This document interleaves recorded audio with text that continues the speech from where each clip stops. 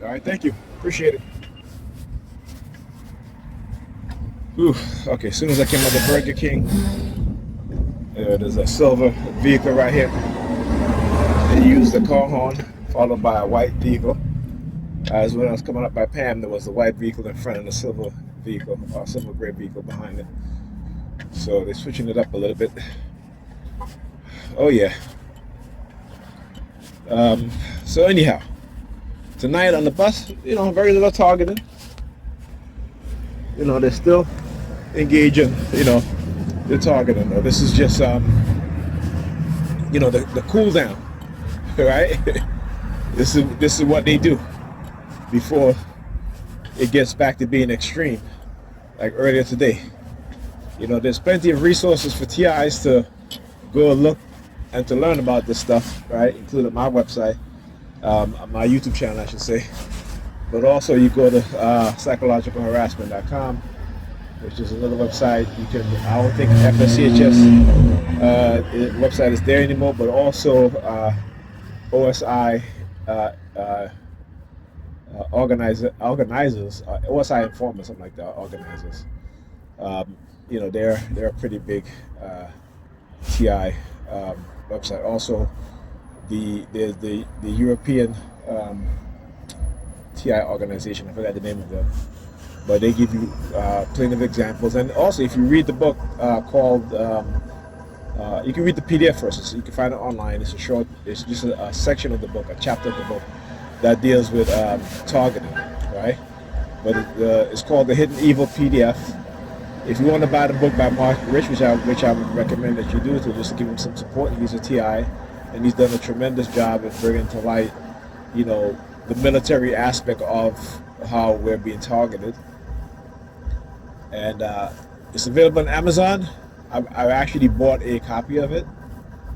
All right, I bought the Kindle version of it, and this is iPass. What are you looking at, bro? I see you looking. iPass. Once in a while, you'll see them show up at the iPass. Not all the time, though. Once every few months. So I was saying, so Mark Rich, also Victor Sykes' book on dog psychological persuasion. Very helpful book. What's another book? R.K. Simmons' Wolf in Sheep Clothing, which is a book on how to identify people's personality traits, particularly dog triad, the toxic personality traits. So you can be better informed and recognize, certain situations and certain instances where people who may not have your best interests, will manipulate you or try to manipulate you into doing things, right? And a lot of it also involves covert drugging. Never forget that, okay? And how covert drugging is part of it is because it is the CIA who created these sort of druggers, right? The covert drugging, they would covertly drug people in bars, restaurants, clubs, and so forth. Right? So the culture, the history and the culture is created by the CIA. Always remember that. The drug cartel, again, created by the CIA. These dictators, right? These so-called terrorists that they want to call them today, created by the CIA, right? When you have the Department of Defense arming neo-Nazis in Ukraine, that's a recipe for disaster, okay? That is a recipe for disaster, because it will come back and it will, as the Reverend Jeremiah Wright says, that the chicken will come home to roost, okay? So America has always created its enemies by first seeing them as a friend and supporting them and giving them arms and training them, and then abandoning them, right? So, the history is there. And like I said, over the past couple of years, I may not remember a lot of the things that I should remember, because if I did, then they'll be in really serious trouble. Okay? But what I do remember, what I do know, it's enough to expose them in a way, like I said, in which they didn't think that I could. Right? They never another gray silver vehicle, and they use the car horn. Right? So you're not you heard the sirens as I was coming out of Pam's building, but now you rarely hear them. Right? Now they're using the car horn. Right? And again, when I talk about my targeting, right, the illegal surveillance, the illegal microchipping, right, not also me but my children as well, attacking us with radio wave and microwave frequencies, causing irreparable damage to myself, my children, family members, also, engaging in manipulation, covert drugging, false accusation, the use of men, women, teenagers, children as part of their campaign to discredit or to prevent themselves from being held accountable for what it is that they're doing. You understand. That's why I said that they're cowards. Stand on business. If you are if you are if you are able to microchip people without their consent, then stand on business. Admit it. Right? Because one of the things that they do to us as TIs, particularly in the very beginning when we're confused and don't know what's going on, is to drive fear, is to create a heightened sensation so that you will always exhibit the fight or flight phenomenon. Right? And at that point, is where, like I said, they'll try to make you believe anything because you have never experienced being attacked like this, and they will mask it as it being supernatural, psychological. That's why they want you to become a Christian. And if you are a Christian, then they feed you bullshit about this is nothing because Christ suffered. What Christ suffered is nothing to what you're suffering. So then you accept your suffering, and this is how they get away with it. And I keep saying to myself, I'm like, why is it that they look at my unk and they get so upset about it? Right? Why is it that? Like whenever they feel the upper hand, they have the upper hand, they'll do the staring campaign and they'll constantly look at my unk. Right? And the unk is not a religious symbol, but religious believers only see it as such.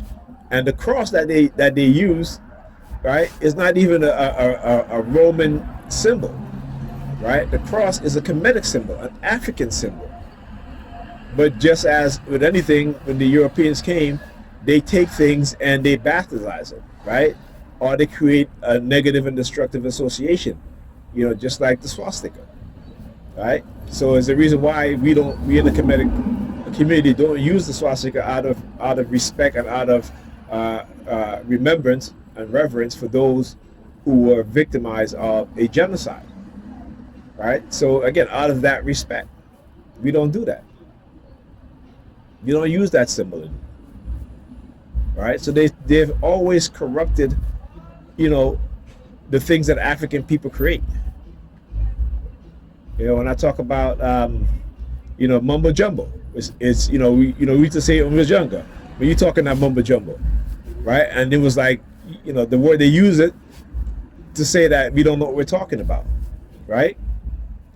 But mumbo jumbo is a word to describe African therapists. What we have today, we call psychiatrists and psychologists, right? These were the people they call mumbo jumbo.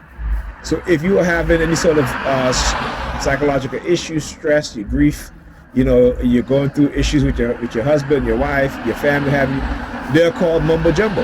And the mumbo jumbo are the people who study psychology, and they were the therapists. How many people knew that? Right? How many people knew that? I just found this out this year. Okay, that's to tell you, I found this out this year. So how many of our ancestors of our African tongue and the words that we use to describe the things that are positive in African culture, African society, that they have twisted, right, and created a negative association and a negative meaning of those things. You know what I'm saying? That's why I said you have to get rid of that European mindset and understand and learn about your African mind, because it's in there. It's just being suppressed. It's just being suppressed. like I said, when I went to the doctor, I was talking to the doctor's assistant, and I was telling her, I said, she was like, "Oh, you don't believe in Christ?" I said, "No," and she was shocked. So I was asking her about, I said, when who lied in the Garden of Eden? Did God lie or did so-called beast lie? Right? Because the word for the so-called tempter of Adam and Eve is not Satan, it's not the devil, but they said the beast or the creature, right? So people want to associate that with being the devil, right? Because God said that after that you will crawl on your belly, what have you, right? But then later on in the book of Job, when God asked Satan, "Where have you been?" He said, "I've been walking all over the earth," right? What happened to that? You know what I'm saying? Like, explain that to me. Explain that to me. If he was supposed to be crawling on his belly, which they associate this which they have drawn an association to the snake, right? Then how come, like I said in Job, Satan is walking all across the earth? Right? They don't think like that. They can't think. Right? They cannot think.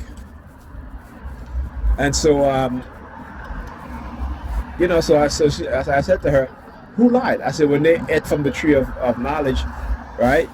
Did they die? And of course they're gonna come with, oh, what's a spiritual death? There's always that bullshit about spiritual death. What spiritual death? What spiritual death? Tell me. Tell me what spiritual death, because right after God says, look, man has become just like us. So is God spiritually dead? Right? Is God spiritually dead? So they cannot understand or fathom what it is that we who know the truth is talking about.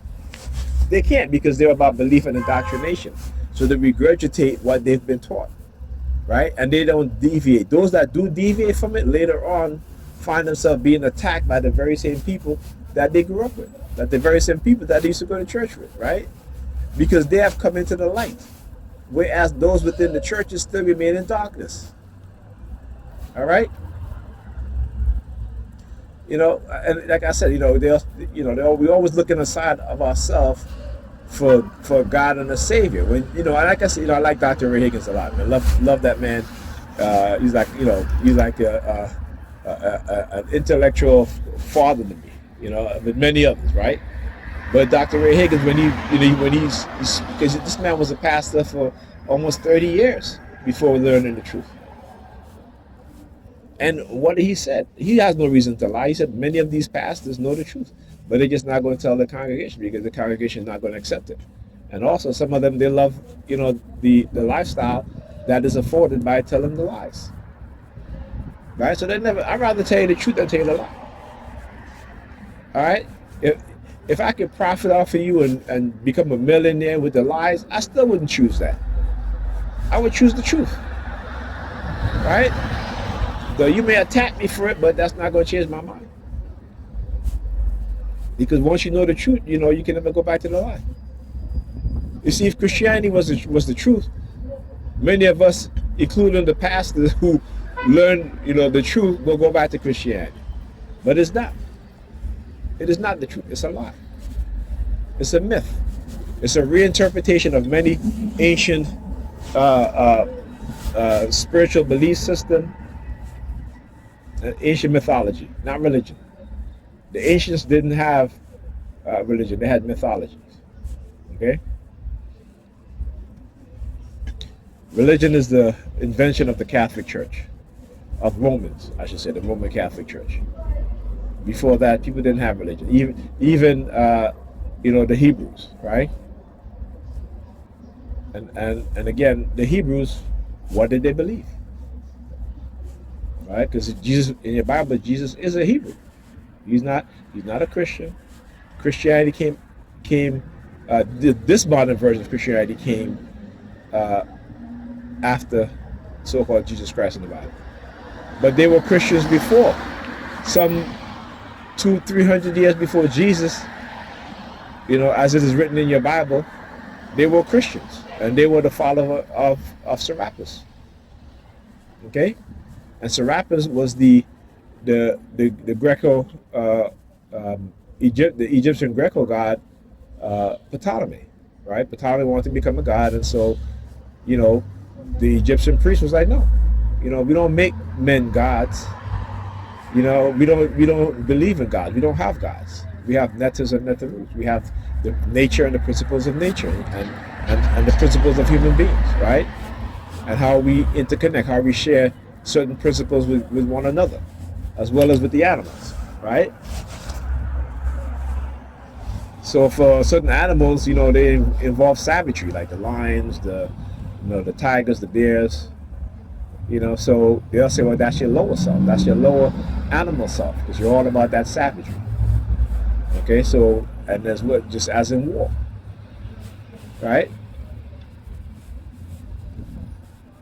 So how do you conquer that part of you that just operate on your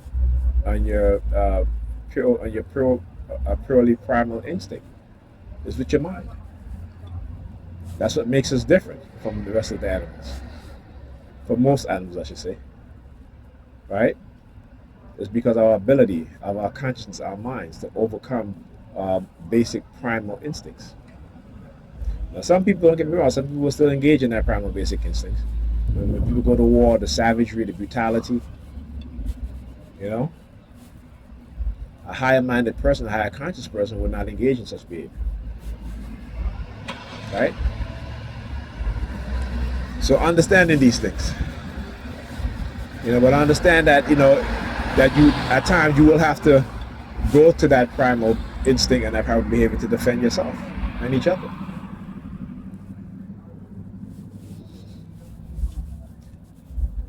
All right, so that's one of the things that, again, a lot of Christians fail to understand.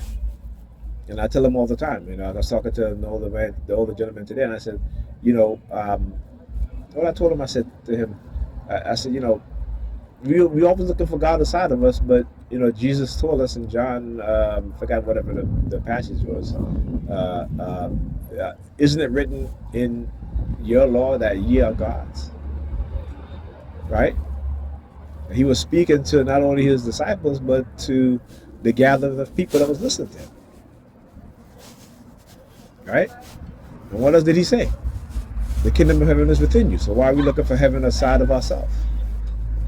Right? As Dr. John Buchanan, not Dr. John, Dr. Ben, Dr. Joseph Ben Buchanan says, he says, I came out of heaven, and ever since then I've been always trying to get back into heaven. Heaven is the black woman. And I love that when he said that. I was like, yeah, heaven is the black woman. Heaven is the black woman, and you enter heaven between the black woman's leg, right? And so, when I listen to him, he talks about how we should treat our women. You don't call them the B word. We don't assault them. And he's right? But what we have to face today as black men is a women who have been psychologically manipulated using cognitive and neurocognitive warfare, right? As well as, a whole host of drugs and so forth and what have you, money, and then the brothers are used as one of the main culprits of introducing our women to certain type of lifestyle, right? So when it has always been the women who were the wisest amongst human beings. Why? Because not only can they subdue the beast within the man, right?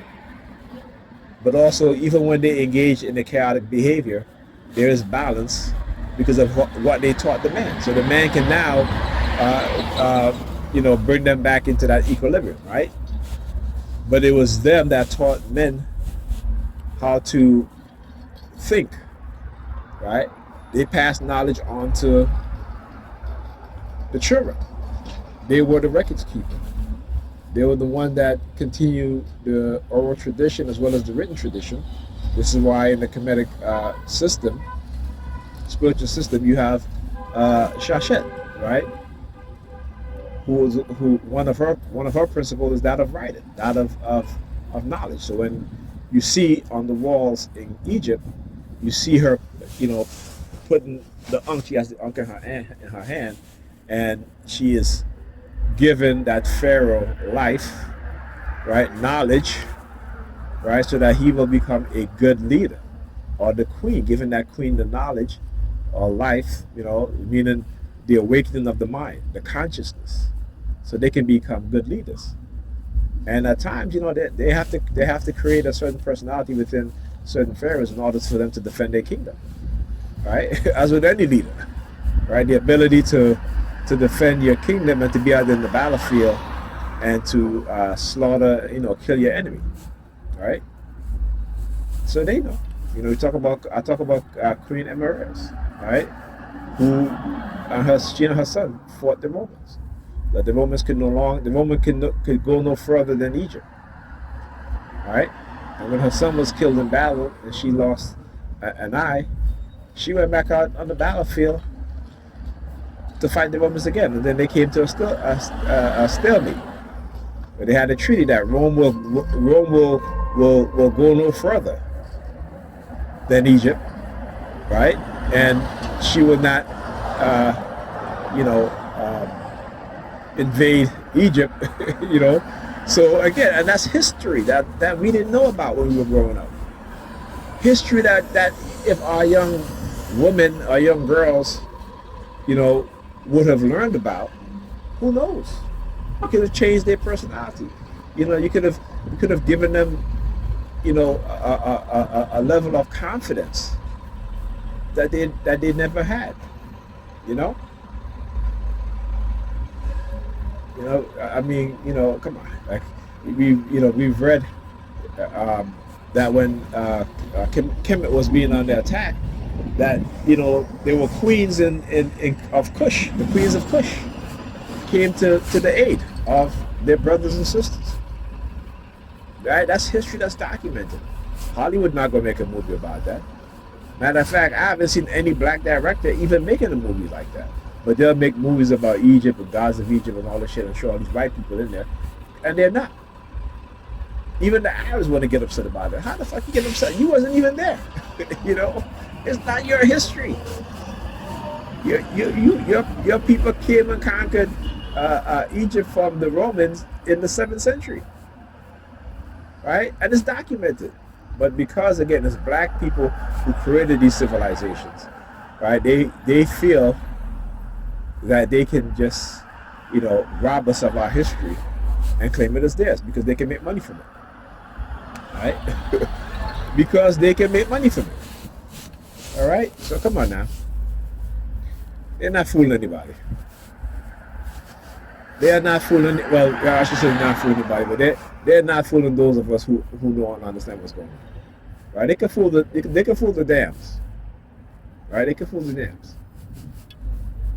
But not me, and not those of us who, you know, realize that, you know, something sadistic is going on, and start to research what it is, you know. So yeah, and no matter what kind of threat they send, like I said, I welcome their threat because I'm not running. All right, I know that once I realized the fight or flight phenomenon and how they were triggering me in certain things, in the operating department, I just said to myself, I'm just going to take a little time, but every single day I'm going to work on countering their attacks. Right? I am going to work on countering their attacks, and I've been doing that ever since. I'm never going to be in that flight mode. Right? If you approach me a certain way, I approach you a certain way. So just be careful how you approach me. If you approach me in a friendly manner, you get a friendly manner response. If you approach me aggressively, you're going to get an aggressive response. I don't give a damn. All right? Because at this point, like I said, you will never put me back into that flight. Right? I may not engage in certain things because, when they do certain things, because I guess it's, strategic for me not to. You know, I just record it, expose it. You know, because when the time comes, and if I have to defend myself, I have all the evidence to show exactly what they've been doing. Okay, and they cannot deny it. They'll try to deny it, but you know, the evidence I have is overwhelming. All right, like I said, that's why I use certain terms. Certain terms that I know in the legal field that those terms are the proper term to use. And it's important as TIs we understand these terms. It's important as TIs to understand, you know, what it is that they do. You know, particularly when it comes to conspiring against our rights. All right, because we can prove that. Like I said, that's why you have to be very dedicated, because they're dedicated in trying to destroy your life. So you have to be very dedicated in exposing what it is that they're doing, including their lie. Right, including their lies, and confront them. Confront them. They will try to insinuate certain things about you, or they will try to set you up with a honey trap, you know, to try to do also what his license plate says, 7M life. I don't want 7 million. I want $932 trillion, $932 billion, $932 million, $932,000. $932.32. There you go. That's what I want. That's what I'm gonna sue their ass for. Oh yeah. Nothing less. Alright? I'm gonna be like Fat Joe. I'm gonna raise it.